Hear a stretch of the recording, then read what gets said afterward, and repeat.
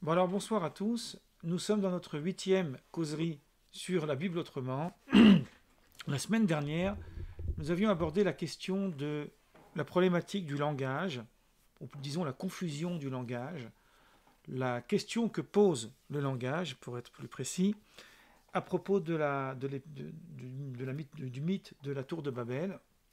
Cette fois, nous allons revenir sur cette question de la tour de Babel, mais en rapport avec la responsabilité de l'homme face à la création et la cause essentielle, on devrait dire, qui a provoqué la chute en fait de ce projet humain de construire cette ville et cette cité.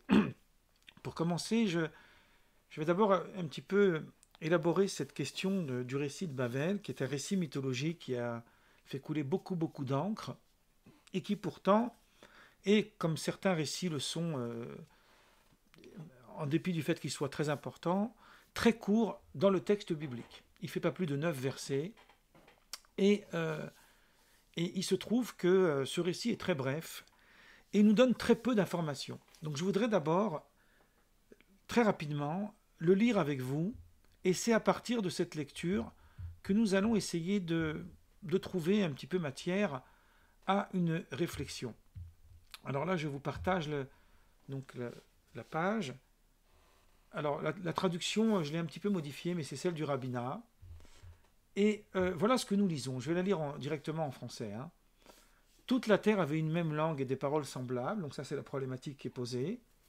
Or, en émigrant de l'Orient, les hommes avaient trouvé une vallée dans le pays de Sénahar et s'y étaient arrêtés. Ils se dirent l'un à l'autre, ici, préparons des briques et cuisons-les au feu, et la brique leur tint lieu de pierre et le bitume de mortier.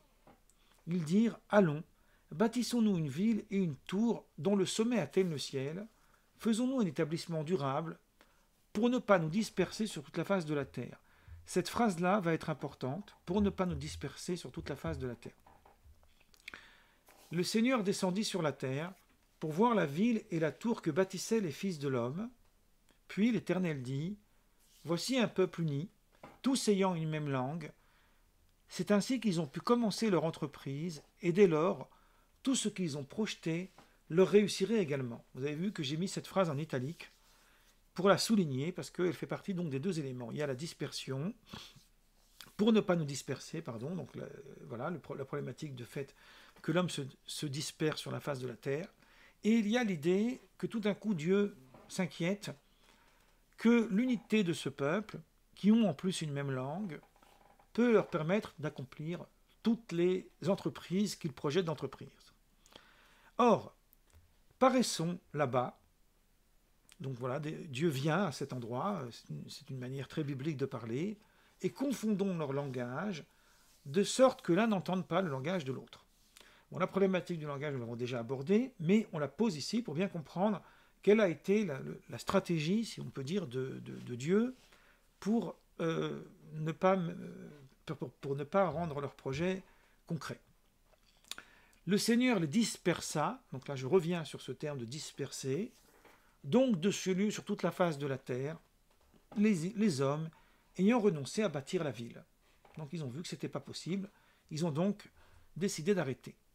C'est pourquoi on la nomma Bavel, parce que là le Seigneur confondit le langage de tous les hommes et de la terre, les dispersa sur toute la face de la terre. Alors, Bavel, ça vient du mot balal, qui veut dire mélanger, confondre.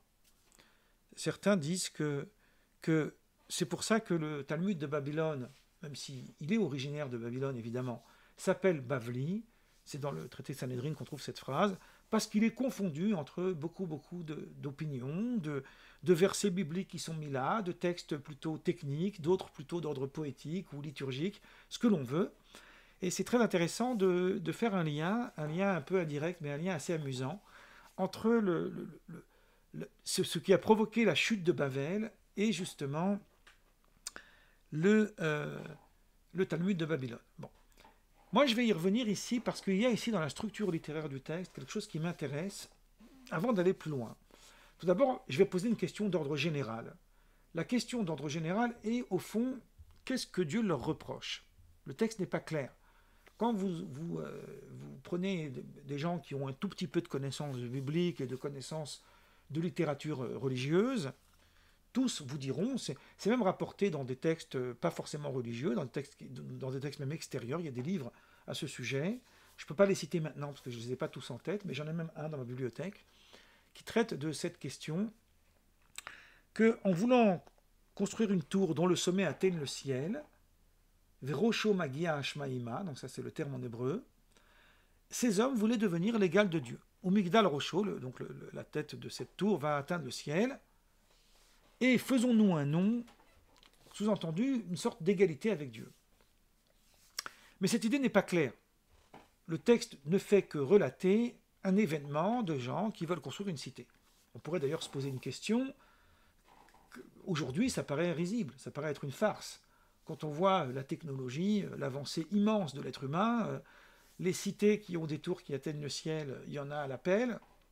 Même si, alors là aussi, on peut faire un peu d'humour, le Midrash, parce qu'il y a beaucoup d'humour dans le Midrash, nous dit que cette terre était tellement grande que lorsque le géant Og, il y avait un géant Og, le roi de Bassan, dans la Bible, vous avez peut-être entendu parler de ce nom, il a détruit la tour de Babel, il a réussi à en détruire 2 tiers, donc il en a laissé qu'un tiers, et le tiers qu'il a laissé, lorsqu'on montait en haut, on voyait les plus grands arbres, les plus grands templiers, des arbres immenses, on les voyait comme des sauterelles.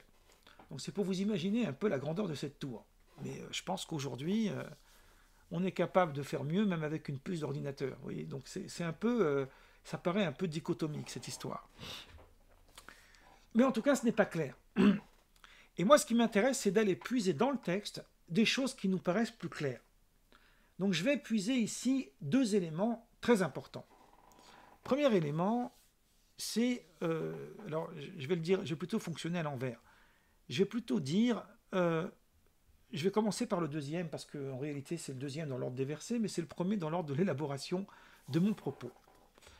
L'Éternel dit, voici un peuple uni, tous ayant une même langue, c'est ainsi qu'ils ont pu commencer leur entreprise, et dès lors, tout ce qu'ils ont projeté leur réussirait également. On sait que la fraternité, l'unité entre les êtres, est un élément central de la Bible. Tout à coup, le bon Dieu n'est pas très content que les gens s'entendent bien. Ça paraît un peu étrange. Alors évidemment, ici, il y a un vice de forme. Bon, il faut passer aussi un petit peu par la littérature midrashique, même si ce n'est pas clairement dit dans le verset. Mais quand on regarde un peu les textes du Midrash, on s'aperçoit qu'il y a quelque chose, étrangement, qui ressemble un peu à la conception moderne qu'on a du totalitarisme. Puisque en réalité, c'est l'idée d'une conception uniformisante, d'une conception englobante, où l'humanité devient un. Et il n'y a plus de diversité, il n'y a plus de dialogue, il n'y a plus de capacité à penser. C'est comme ça que le Midrash nous dit que toute personne dans cette nation-là qui avait décidé de se rebeller contre ce projet était emmurée dans la tour. Donc c'est pour vous dire, tout le monde pense pareil parce qu'on ne peut pas donner aux gens de penser autrement.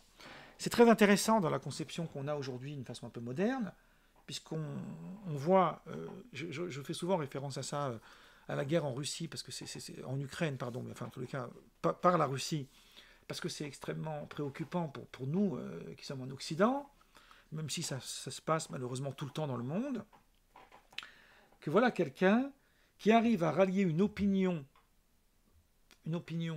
à sa cause, tout simplement parce que les dissidents sont ou mis en prison, ou on les fait taire, ou même parfois on les tue, ou alors ils sont condamnés à l'exil.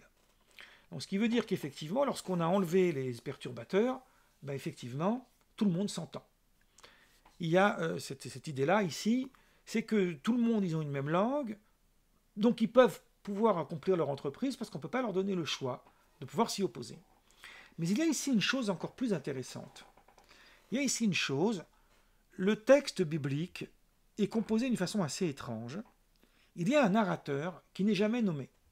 Cette idée que je vous dis maintenant, qui est une idée très chère à la critique biblique, avait déjà été abordée par le grand Nachmanide, qu'on ne présente plus, je vous l'ai présenté plein de fois, la dispute de Barcelone, vous vous rappelez, cet ouvrage dont je vous avais déjà parlé, où il est question de l'affaire Jésus. Bon, mon livre sur Jésus, ça sera pour un tout petit peu plus tard.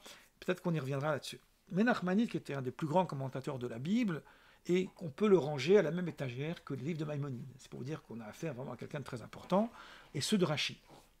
Donc Nachmanides le Ramban, dans l'introduction de son commentaire sur la Bible, parle de ce problème, cette question du narrateur. Donc on voit déjà qu'on a posé une sorte de narration. Donc il y a ici un élément, si vous voulez, qui est extérieur au récit, comme si qu'il avait été ajouté. C'est-à-dire, on est en train d'imaginer qu'est-ce que Dieu pourrait penser d'une civilisation qui décide tout à coup de prendre tous les pouvoirs. Et il s'inquiète, le bon Dieu. Vous voyez, là, il y a quelque chose d'assez anthropomorphique. Dieu s'inquiète que ces gens-là vont pouvoir avoir tout le loisir de commettre leur besogne. Cette idée se retrouve un tout petit peu plus haut dans la Bible. Je vais vous la faire voir ici, Genèse 11.6. Genèse 3.22. Là, j'ai mis les deux versets exprès. Dans Genèse 3.22, vous avez, après que l'homme a mangé le fruit de l'arbre de la connaissance du bien et du mal, vous avez, bizarrement, on a toujours des liens entre les causeries du jeudi et ceux du dimanche. En ce moment, on est en train de se suivre. C'est très bien. L'Éternel Dieu dit, « Voici l'homme est devenu comme l'un de nous. En mangeant le fruit de l'arbre connaissance du bien et du mal, il a atteint un pouvoir qui fait de lui une sorte de divinité. Pour la connaissance du bien et du mal, donc par la connaissance du bien et du mal, il est devenu comme l'un de nous. Empêchons-le maintenant d'avancer sa main, de prendre de l'arbre de la vie, d'en manger et de vivre éternellement. » Donc maintenant, il pose une autre problématique qui dit, voilà, Dieu s'inquiète. S'il va maintenant manger de l'arbre de la vie, il va falloir un petit peu calmer son ardeur. Donc on voit un deuxième endroit, je ne vais pas tous vous les recenser, parce qu'il y en a beaucoup, où on voit une inquiétude divine. Ça nous ramène à un autre texte que je voudrais vous montrer, et je ferai une causerie spéciale sur ce récit qui est là, qui se trouve dans le livre de Samuel, première partie, chapitre 8, du verset 1 au verset 7. Le verset nous dit, « Quand Samuel fut devenu vieux, il établit ses fils juges sur Israël. Ses fils ne marchaient pas sur ses traces, ils se livraient à la cupidité, acceptaient des dons de corrupteurs et violaient la justice. » Donc il s'est rendu compte que les fils ne marchaient pas. Donc tous les anciens d'Israël se réunirent chez Samuel à Rama et lui dirent, « Voici, tu es vieux, et tes fils ne suivent pas tes voies. Donne-nous donc un roi pour nous gouverner, comme ont tous les peuples de la terre. » Cela déplut à Samuel. Il déplut à Samuel parce qu'il pensait que le peuple juif pouvait s'auto-gouverner avec les juges et les prophètes sans avoir besoin de passer par un roi, par une royauté. Et donc Samuel est allé s'enquérir à Dieu, auprès de Dieu, et puis l'Éternel dit à Samuel de céder à la voix du peuple, fais ce qu'ils te disent. Et c'est la suite qui m'intéresse. Ce n'est pas toi qu'ils rejettent, c'est moi-même, afin que je ne règne plus sur eux. Donc vous avez ici une chose très fascinante. Il y a ici une sorte on va dire, de renoncement auprès de Dieu. Dieu renonce ou en tous les cas, il admet que l'homme, tout à coup, décide de s'auto-gouverner seul avec un propre roi, un roi humain, qui tout à coup prendra tous les pouvoirs. Donc là, je peux arrêter le partage. Donc il y a ici quelque chose d'assez intéressant. Qu'est-ce que ce Dieu-là, qui tout à coup se confronte à l'homme et se trouve un peu perturbé par les aptitudes humaines de pouvoir aller plus loin que sa propre légitimité, je le dirais comme ça. Donc de mon point de vue, ce qui ne va pas ici dans la question de Babel rejoint cette idée. C'est que quid d'une humanité où l'homme tout à coup prend tous les pouvoirs, a toute légitimité de toute action possible, sans aucune limite. Alors effectivement, quand on est croyant, on peut imaginer que ça relève d'une concurrence avec Dieu, ce qu'on appelle le Tout-Puissant, mais on n'a pas besoin d'être croyant pour comprendre aussi en plus, c'est-à-dire que c'est une compréhension qui est aussi valable pour l'athée, que donner à l'être humain la main mise sur tous les pouvoirs est absolument dangereux. Et on le voit aujourd'hui avec la situation actuelle, où si un seul homme peut appuyer sur un bouton pour envoyer la bombe atomique, c'est fini de l'humanité. Et l'homme s'est lui-même construit un tel système où, avec l'évolution de la science, avec les dérives de ce que les humains qui ont un certain pouvoir peuvent accomplir, on est dans un certain danger. Donc je pense que d'abord ici, dans la tour de Babel, il y a cette difficulté. C'est-à-dire il y a une mise en avant, une mise en exergue de ce danger-là, que des êtres humains tout à coup décident pour l'humanité entière de leur sort et de leur destin. Donc ça, c'est une première idée qu'on peut développer ici. Et une deuxième idée intéressante que je trouve très intéressante et qui est proche de la préoccupation actuelle, qui est une préoccupation écologique. Elle nous est livrée par un rabbin du XVIIe, XVIIIe siècle, XVIIe siècle, pardon, qui s'appelait Rabbi Chaim Ben Attar, il vivait au Maroc, et qui a écrit un des grands classiques commentaires de la Bible, qui était un très très grand érudit, aussi kabbaliste, et qui voit dans l'élaboration du récit une confrontation, ou plutôt on va dire une opposition, avec le projet donné à l'homme dès le début de la création. Vous voyez en quoi, en fait, on a des liens entre nos causeries en ce moment, puisqu'on est en train vraiment de parler de ça le jeudi.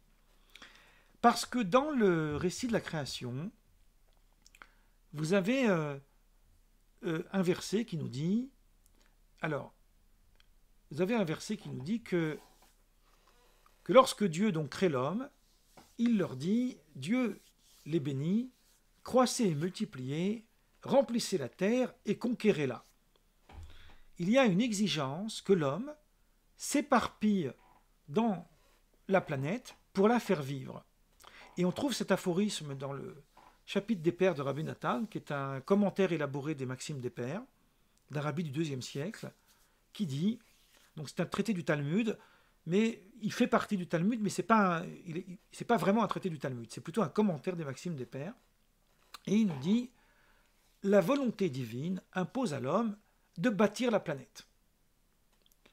Il y a une exigence que l'homme réserve des zones habitées pour l'humain et réserve des zones pour préserver la nature. Donc si vous voulez, on a fait un faux procès à la Bible parce qu'on lui a donné une lecture inverse de ce qu'elle dit. On a traduit « conquérez-la » par « soumettez-la », ce qui est une fausse traduction. « Kafshua », ça veut dire « conquérir », dans le sens d'aller habiter le monde pour faire vivre la planète. Pour sa survie, si vous préférez. La responsabilité de l'homme est celle du gestionnaire de la planète. On en avait déjà parlé dans les causeries de la création. Et qu'est-ce que dit le verset? Le verset, il dit « remplissez la terre entière », y compris les États-Unis, qui n'étaient pas encore découverts à l'époque. Permettez-moi un peu d'humour. Remplissez cette terre, plate ou ronde, enfin on a toujours su qu'elle était ronde. Voilà. Revenons à nos moutons. Remplissez la terre.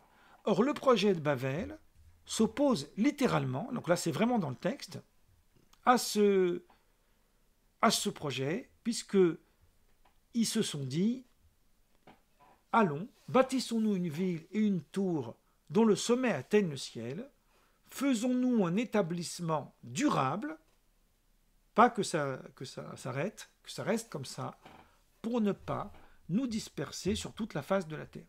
C'est-à-dire, j'ai sauvé le peuple humain parce que je l'ai confiné, hein, là on est vraiment, c'est pire que le Covid-19, dans une peut-être une ville, mais ça s'appelle un village quand c'est par rapport à tout le reste de l'humanité, et laissons la planète aller toute seule. Alors, on peut se poser la question, est-ce que la planète pourrait-elle vivre toute seule? Bon, on pourrait dire oui ou non, peu importe, la question n'est pas là.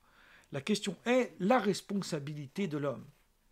A-t-il, l'homme, une responsabilité, non seulement face à lui-même, mais aussi face au règne humain, mais aussi face aux autres espèces de la nature, et aussi pour le bon déroulement du monde.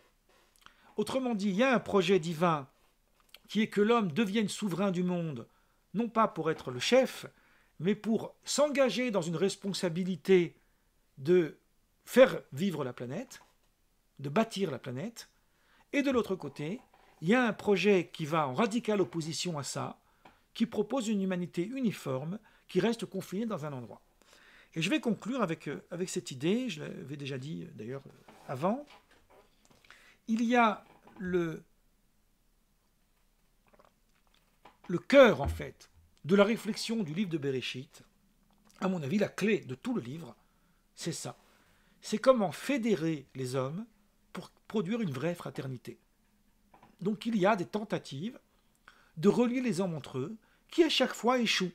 Là, on a vu avec le déluge, on a vu avant avec Caïn et Abel, maintenant on va le voir avec la tour de Babel, ensuite on va le voir avec la difficulté qu'avait Abraham de communiquer avec les autres nations autour de lui, la problématique de Sodome et Gomorrhe, et puis on peut aussi ajouter encore la problématique de l'Égypte, etc. Donc il y a une difficulté profonde qu'a l'être humain de coexister avec un autre. Cette difficulté, elle est absolument profonde, elle est ancrée en nous, elle est peut-être le cœur de notre civilisation, et peut-être même, j'ai envie de dire, de notre quête, pouvoir parvenir à devenir frères en dépit de nos différences. Voilà, je crois qu'avec cette conclusion, on peut arrêter l'enregistrement.